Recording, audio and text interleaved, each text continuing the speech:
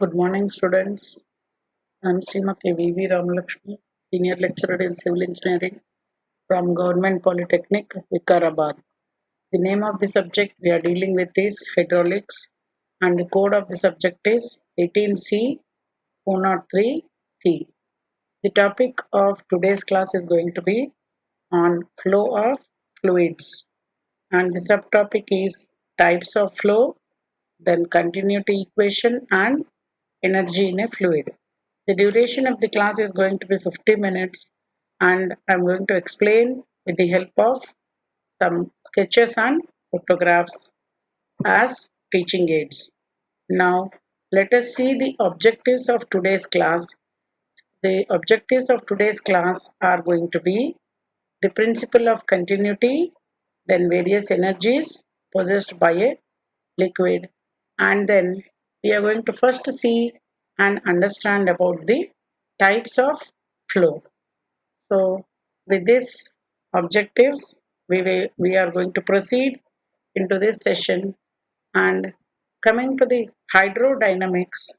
So it is the branch of hydraulics which deals with the laws and properties governing the fluids in motion, considering the effects of acceleration, force, etc. So it is that branch which is going to uh, study about, in which we are going to study about the fluids in motion. That means the fluids when they are in the flowing condition. That means whenever you have the movement, you have the velocity associated, and the effect of velocity is going to create acceleration, and then the forces associated. So all these things are going to come under the branch of the hydraulics, which is called hydrodynamics. Okay, so now let us come into the word discharge. So let us come into contact with this word discharge, which is going to be a very important term in our hydraulics subject. So this term discharge is the quantity of the fluid flowing per second through any conduit or a closed unit in 1 unit time, or it is also defined as the rate of flow. That means how much ever is the water or the liquid quantity flowing in a particular time. So the quantity by time is the discharge. So that is called the rate of flow also.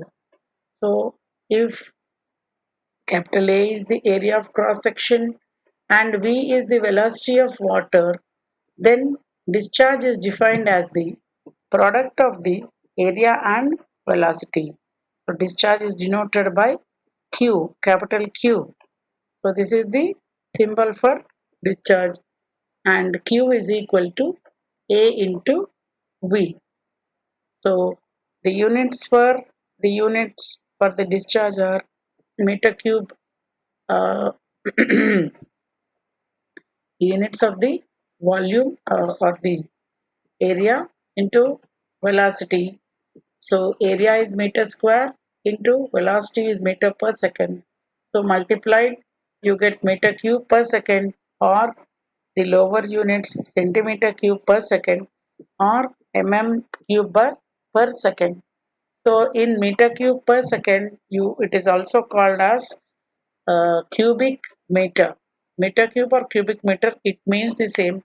So Cu dot MEC, so that is why you call it as Qmex. So now coming to the discharge units, then the dimensional formula for the discharge is L cube T to the power of minus 1, because the dimension for uh, mass is the length. Meter cube is the unit for length. So length cube is L cube by second is T to the power of time to the power of minus 1. So this is the dimensional formula for the discharge. Now coming to the conversion of the discharge into different units. So we have 1 meter cube per second is equal to 1000 liters per second, and 1 liter per second is 1000 centimeter cube per second. So 1 liter contains 1000 cc, that means centimeter cube.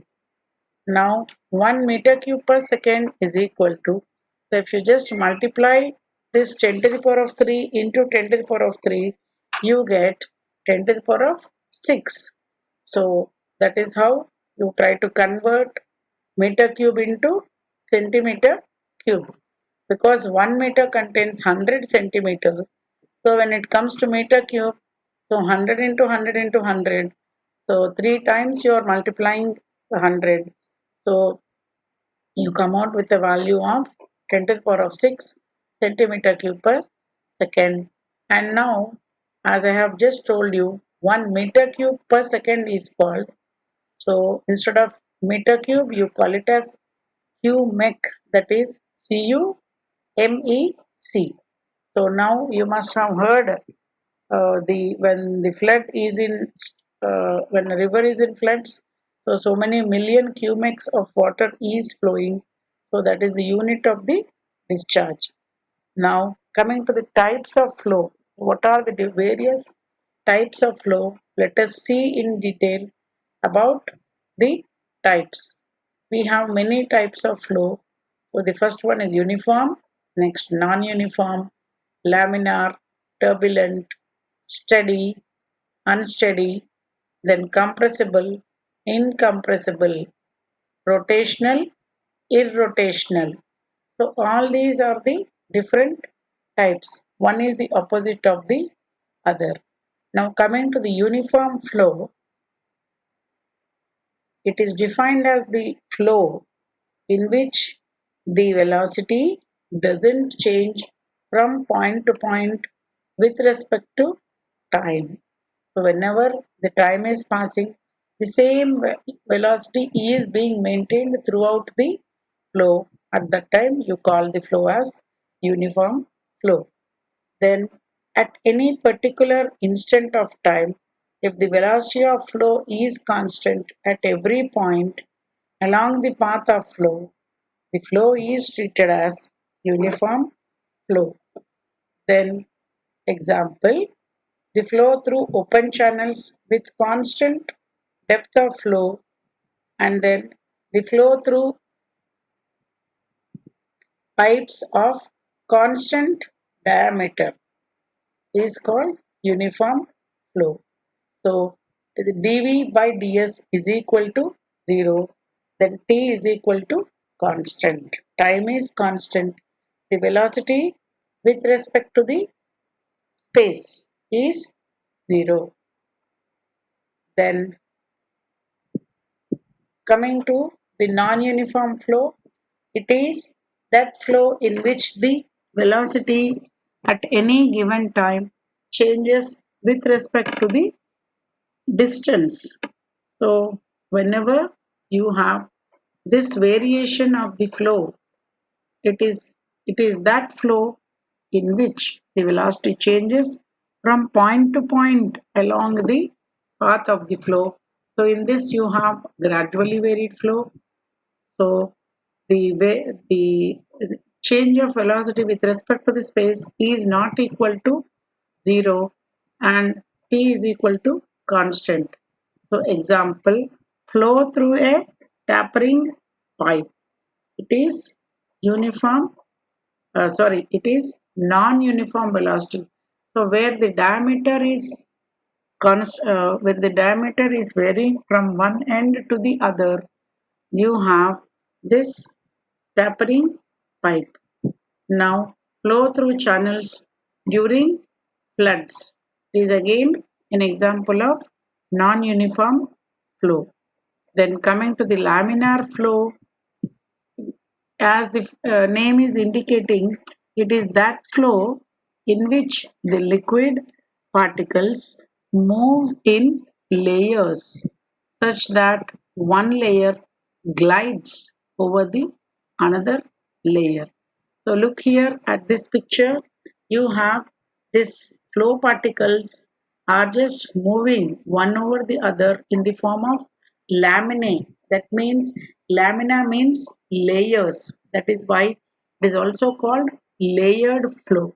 So in between this path, you have a small airlock, and this water is or the fluid is flowing from one side and from the other side, from right to left.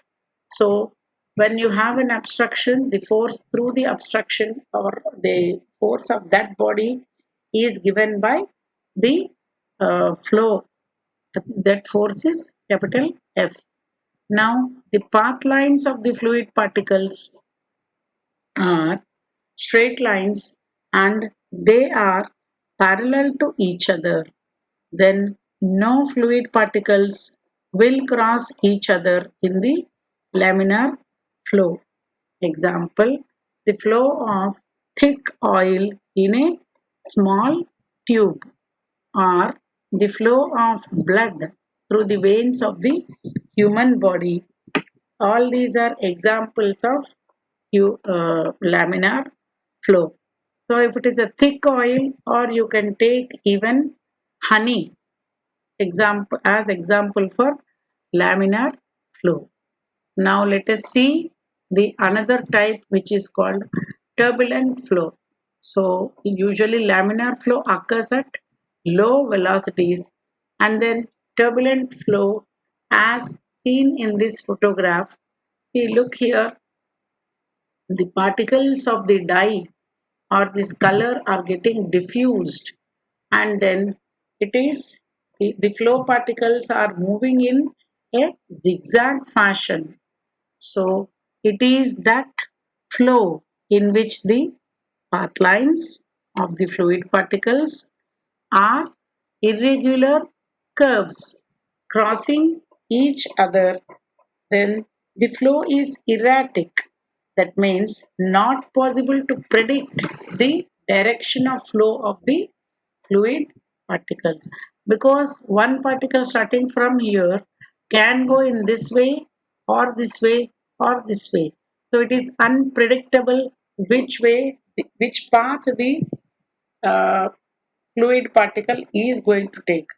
So example, flow through rivers during the time of floods is a very critical example of turbulent flow. So this picture or this photograph shows the turbulent flow in which the dye or the color is getting immersed into the water, and this color is slowly changing or getting mixed up with the other fluid particles. Then the flow through open channels when the gates are just lifted. So when the in the open channels, when the gates are just lifted, what happens is the water tries to come with gushing speed.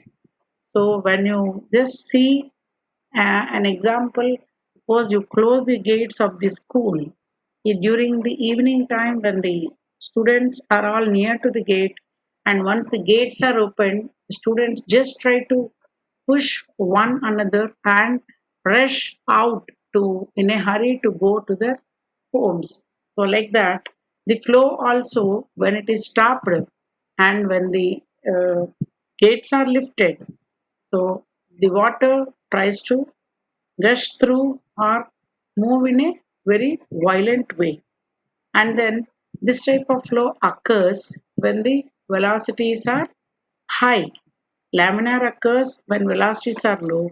Turbulent occurs when the velocity are high. Then what is the next type is steady flow. Then it is that flow in which the fluid particles are the fluid characteristics such as the velocity, pressure, and density doesn't change at a particular point with respect to the time. So, at a particular time, the velocity, pressure, if you take, they are not going to vary. Then it is called steady flow. Then that means with respect to the time dV by dt is equal to 0, then dP by dt, that means the pressure is equal to 0, and then density, that is d rho by dt, is equal to 0. So if the discharge is constant at every point along the path of the flow is treated as steady flow. Example, flow through constant diameter pipes. Then flow through tapering pipes is steady flow. Then coming to the unsteady flow, if the fluid characteristics such as the velocity, pressure, and density changes with respect to the with respect to time, then the flow is treated as unsteady flow. Then dV by dt, dP by dt, and d rho by dt all are not equal to 0. So when it is equal to 0, and they are changing, it will be equal to 0.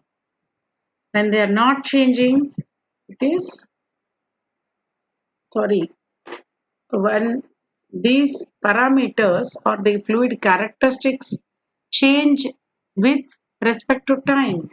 So as the time is passing, all these things are changing. So when it is changing, the derivative taken is not equal to 0. If it is not changing, it is equal to 0. So this is how we try to differentiate between the steady and unsteady flow. So if the discharge varies from point to point along the path of the flow, and if it is not constant, the flow is treated as unsteady flow. Then the example is flow through channels during the floods and flow through channels when the gates are just lifted. So this is gradually varying flow is again unsteady flow. Then coming to the compressible and incompressible flow. So if the density of the fluid particles changes from point to point along the path of the flow is called compressible flow.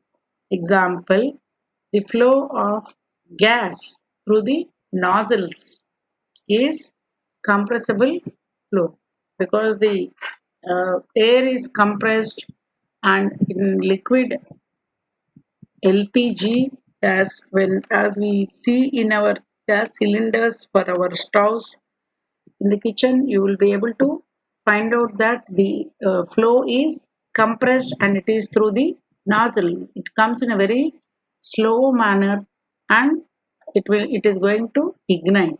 So the density of the fluid particle, it is changing from point to point along the path of the flow. The flow is called compressible flow. So this is the best example is the flow of gas through the nozzles. Then coming to the opposite one, incompressible, or it is uncompressible. So usually when it is uncompressible, the word is incompressible. So it is that flow in which the density of the fluid particles doesn't change from point to point. Then irrotational flow. So if the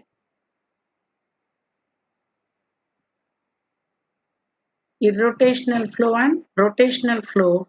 So if the fluid particles does not rotate about its own mass center while traveling along the path line, the flow is treated as irrotational flow. And when it comes to the rotational flow, if the fluid particles rotates about its own mass centers while traveling or traversing along the path line, the flow is treated as rotational flow. So the flow inside the casing of a centrifugal pump is an example of rotational flow, and another classical example is the flow of the tidal waves. The tidal waves usually the flow is rotational. Then if it is not rotating about its own mass, so while traveling along the path, it is called irrotational flow. The flow is treated as irrotational flow. So just now we have completed discussion about all the types of flows. So coming to this types of flow is over steady, unsteady, rotational, irrotational, turbulent, laminar. So you must be clear about all these types of flow which occur in different situations in the hydraulics. So coming to the continuity equation. So this is the flow pattern in which you are taking two sections, section 1 and section 2. So this is a stream tube. Then coming to the derivation of the continuity equation. So consider a steady flow in a stream tube as shown in the figure above. Let A1 and A2 be the areas of the sections 1 and 2. So similarly, V1 and V2 are the velocities of the above two sections 1 and 2 respectively. Then the mass of the liquid flowing across the two sections in unit time is the same. Therefore, rho1 A1 V1 is equal to rho2 A2 V2 as per the law of conservation of mass. So, by multiplying both the sides with G, we get rho 1 G A1 V1 is equal to rho 2 G A2 V2. So, now we have here this indicate since rho G is equal to W, that means the specific weight. So the mass density multiplied by acceleration due to gravity gives rise to the specific weight. So therefore, specific weight W1 into A1 V1 is equal to W2 into A2 V2. Since the variation of the weight is negligible, so W1 is equal to W2. So because both are same value terms, so you can as well cancel W1 and W2. So finally you remain with, therefore A1 will be equal to A1 V1 is equal to A2 V2. So this is the continuity equation and this is based on the law of conservation of mass, which states that mass can neither be created nor be destroyed. It can only be changed from one form to the another form. So here when it comes to the continuity equation, the same quantity of the discharge is going to pass through all the sections. Then you can call it that way. So now let us see a few problems from continuity equation. So the diameter of a pipe at a section is section 1 and 2 are 12 centimeters and 20 centimeters respectively. Find the discharge through, and if the velocity of this water at section 1 is 2.5 centimeters per second, determine the velocity, determine also the velocity of section 2. Section 2. Now coming at section 1, what are the given data?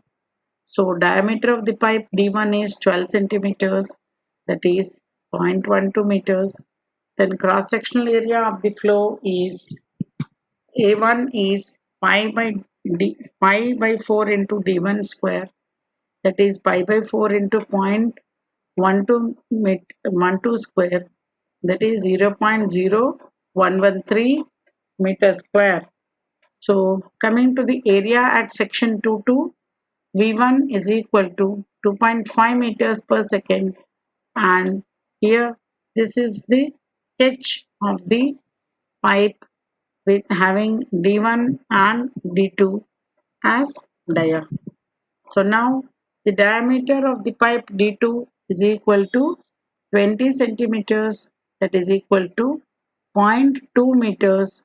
Then the cross sectional area A2 is equal to pi by 4 into zero point 0.2 square.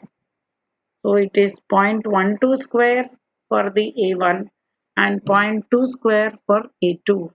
Now coming to the cross sectional area of the flow, A2 is equal to pi by 4 into zero point 0.2 square, that is 0.0314 meter square. Then the rate of flow through the pipe is A1 V1 is equal to A2 V2. Uh, that means A1 V1 is equal to 0.0113 into 2.5, which is the velocity. So area multiplied by the velocity, you get the discharge or the rate of flow. Here 0.028 meter cube per second is the rate of flow or the discharge through the pipe. Now, according to the continuity equation, we have the relationship A1 V1 is equal to A2 V2. Therefore, velocity of section 2, that is V2, is equal to A1 into V. Okay, so here, so A1 by A2 into V. So here 0.0113 into 2.5 by 0.00314. So A1 into V2 by V1. So this by is missing here. So try to get this equation because we want V2. So V2 is equal to A1 V1 by A2. So here this should come to the down, and now substitute all the known values. So you get a value of 0.899 meter per second. Then take down another problem, students. So a 30 centimeters dia pipe conveying water branches into two pipes of diameter 20 centimeter and 15 centimeters respectively. The average velocity in the 30 centimeters dia pipe is 2 meter per second. Find the discharge in this pipe. Also, determine velocity in 15 centimeters dia pipe if the average velocity in 20 centimeters dia pipe is 1.5 meter per second. So here this is the pipe. The dia at one end is 30 centimeters and the velocity in the main pipe is 2 meter per second. So here we are seeing that the pipe is branching into two parts. So the same discharge Q1 is getting distributed to Q2 and Q3. So the dia of the Q3 is 15 centimeters and Q2 is 20 centimeters.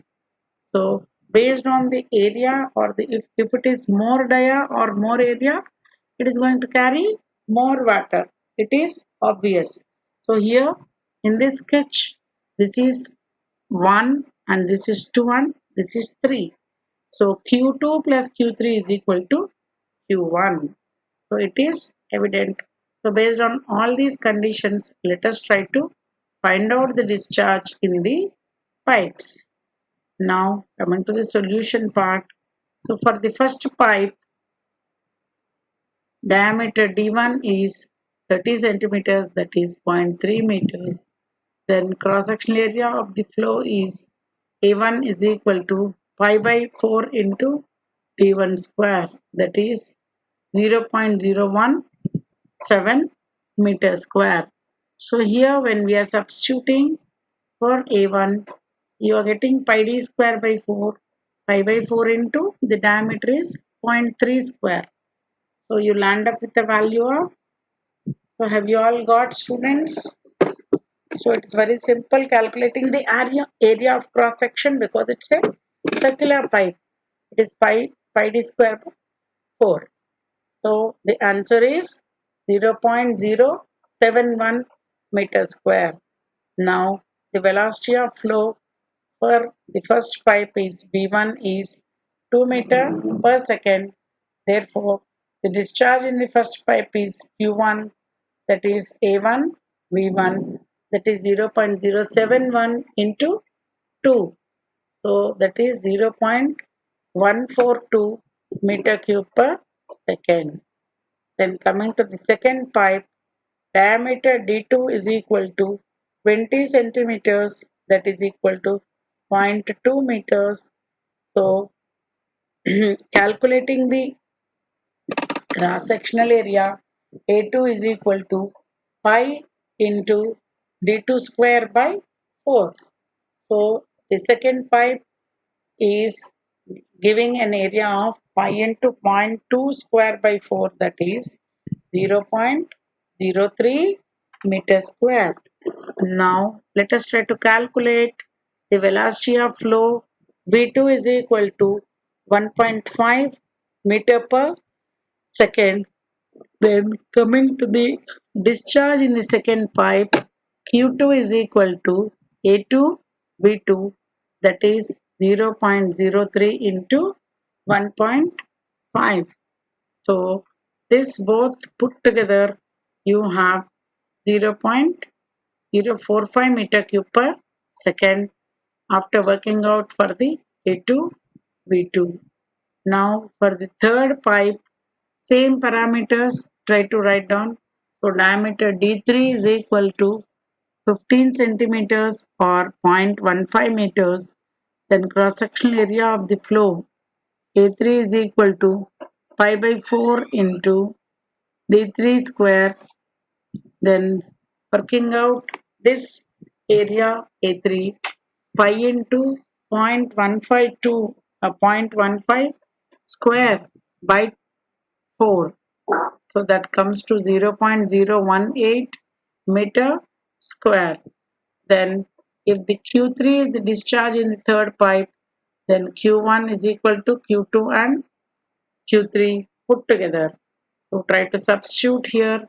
Then here 0.142 is the Q1 and 0.045 is the Q2 value.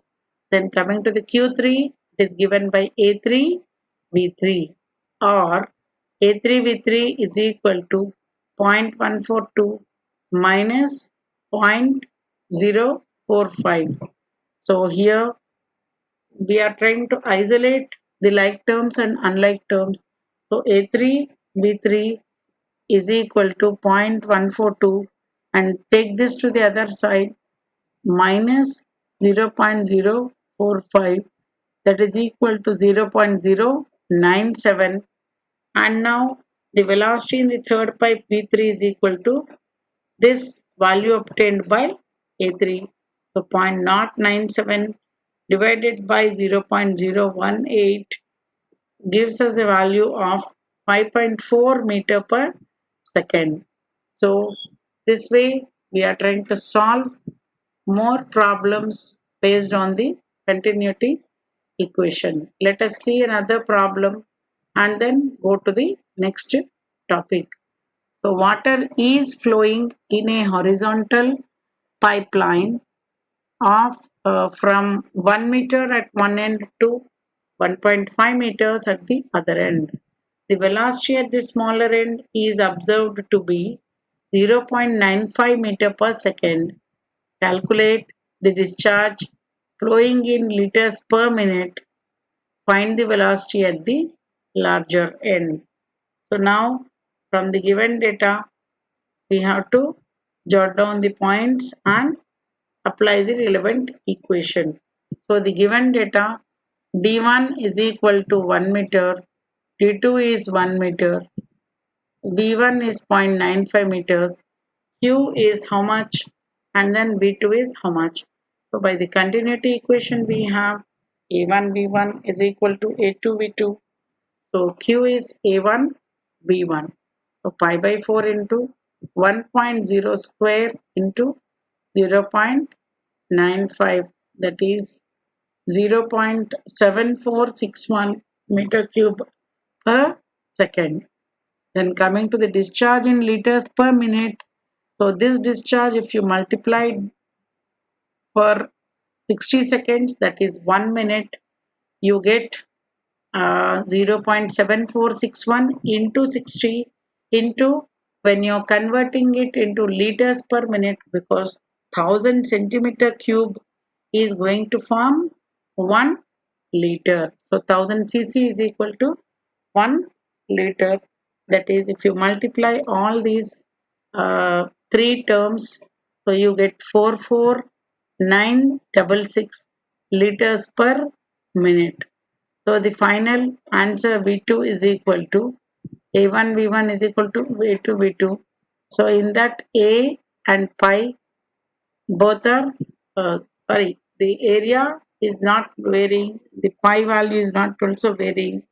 So here the variation is in the diameters. So V2 is equal to D1 by D2 whole square into, so that means D1 is equal to 1.0 by 1 whole square into 0.95. So the velocity at the second pipe is 0.42 meters per second. So now let us see about the next topic of flow of fluids. That means the energies associated with the flow. So let us first see about the definition of energy. Energy can be defined as the ability to do work. So it exists in several forms. Some of the most important forms are pressure energy, potential energy, and kinetic energy. So let us take up the first one, pressure energy. So pressure energy is the energy possessed by a liquid particle due to hydrostatic pressure, small p. So pressure energy per unit of the liquid is known as the pressure head. So pressure head is expressed in meters of the liquid, and it is given by P by W meters of water. Now the pressure energy P by W Newton meter per Newton of the liquid. So pressure, small p is equal to pressure intensity at any point in liquid, that is given in newtons per meter square. So here you have all these terms which are associated with the pressure energy. So rho is the mass density, it means mass per unit volume, so kg per meter cube. So a flow takes place always from higher energy point to lower energy point. So pressure energy is also known as the flow energy. Now coming to the second type of energy that is associated with the fluid flow is kinetic energy or velocity energy. So it is that energy which is possessed by liquid particle by virtue of its velocity. So kinetic energy per unit weight of the liquid is known as the velocity head. And here if v is velocity of liquid at any instant in meter per second, small g is equal to acceleration due to gravity, then the velocity head is given by v square by 2g whole within the bracket meters of the liquid. Now coming to the potential energy. So let us see what is this potential energy, students. The potential energy can be defined as the energy due to the position of the liquid particle above or below any datum line. So potential energy per unit weight of the liquid is known as the potential head or the datum head. So if particle is z meters above the liquid line, then the datum head is equal to z meters of the liquid, small z meters of the liquid. Now coming to the potential head, which is equal to the small z meters of the liquid, then potential energy is G into Z newtons per kg of the liquid. Now let us see this energies. So take down a horizontal line which is representing the datum. Then the center of the pipe is this one. Now the pipe is tapered from left to right hand side. So the distance between the center of this, the distance between the line passing through the CG of this pipe and the datum line, the difference of the height is given by Z. And so the total energy of a liquid particle in motion is going to be the sum of its potential energy, kinetic energy, and pressure energy.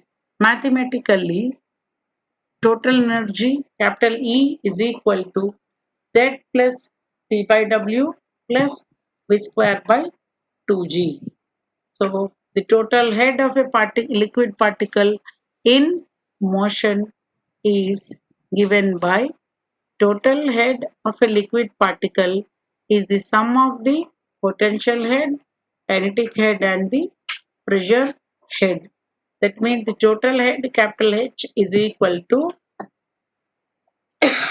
Z plus P by W plus V square by 2G.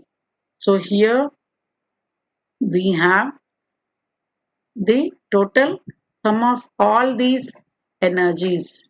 So coming to the summary of this class, in this session you have studied about the uh, types of energy. So,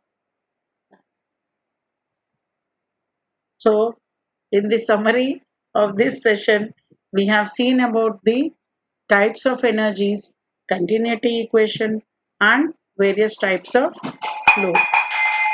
Then coming to the quiz part, so the types of flow in a uniform pipe is constant. Then uh, what is the type of flow in a uniform pipe of constant diameter? Option A is uniform flow, B is steady flow, then uniform and steady flow, uniform and unsteady flow. Okay, so it is uniform and steady flow. Okay, so here coming to the next quiz, type of flow in a tapering pipe is uniform flow, steady flow, uniform and steady, non-uniform and steady flow. So it is because the area of cross section is varying, the parameters like velocity is going to vary because A1 V1 is equal to A2 V2. When area is increasing, velocity is going to decrease. So D is non-uniform and steady flow. Then the branch of hydraulics which deals with the laws and properties governing the fluids in motion, considering the effects of acceleration, force, etc. is hydrokinematics, hydrostatics, hydrodynamics, fluid mechanics. So as we have discussed in the beginning of the class, it is hydrokinematics. So the effect of acceleration and force. Also, when it is governing the motion, the fluids in motion. Then the next question, the final form of the continuity equation is A1 V1 is equal to A2 V2, rho 1 A1 rho 1 A1 is equal to rho 2 A2, rho 1 A1 V1 is equal to rho 2 A2 V2, then P1 A1 V1 is equal to P2 A2 V2. So among these, the first option is the right answer, that is A1 V1 is equal to A2 V2. Then coming to the next question, continuity equation in deals with the law of conservation of mass, momentum, energy, none of the above. So it is law of conservation of mass. Now the equation of continuity of flow is applicable when the flow is one dimensional, flow is steady, flow is compressible, flow is uniform. So it is applicable when the flow is steady. Only for steady flows, the continuity equation is applicable. Then 1 cubic is equivalent to 1 meter cube per second, 1000 meter cube per second, 100 meter cube per second, 1000 liters per second. So as the name is indicating, CUMEC means meter cube. So cubic meter per second. So CU of this wording from here, and instead of SCC, the last two words, two alphabets, that is EC. So cubic is 1 meter cube per second. Then kinetic energy of fluid flowing with respect to with a velocity of v meter per second per unit weight is given by v square by 2g, v square by g, 0.75 v square by 2g, zero point 0.5 v square by 2g. So it is given by v square by 2g. That is the first option is correct. Then the energy possessed by a liquid particle by virtue of its position is called kinetic energy, pressure energy, potential energy, and total energy. So by virtue of position means it is potential energy. C is the right answer.